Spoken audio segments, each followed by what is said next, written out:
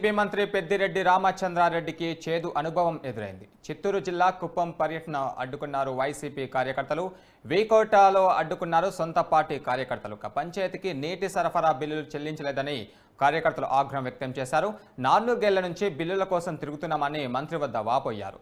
20 కోట్ల నీటి బిల్లులు చెల్లించాలని పెద్దిరెడ్డి ముందు కార్యకర్తలు ధర్నా చేశారు. ఇదే అంశంపై మరిన్ని వివరాలు మా ప్రతినిధి హరిబాబు అందిస్తారు. హరిబాబు, చెప్పండి.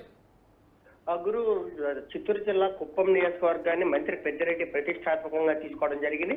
కుప్పంలో చంద్రబాబును ఓడించి అక్కడ అధికార వైకాపా పార్టీ అభ్యర్థిని గెలిపించాలన్న లక్ష్యంతో ఆయన పనిచేస్తున్న పరిస్థితి అయితే కనిపిస్తున్న నేపథ్యంలో అందులో భాగంగానే కుప్పం పర్యటనకు బయలుదేరి వీకోట మండలంలో ప్రవేశించగానే మంత్రిని అధికార పార్టీకి చెందినటువంటి కొంతమంది నాయకులు, కార్యకర్తలు, కాంట్రాక్టర్లు అడ్డుకోవడం జరిగింది.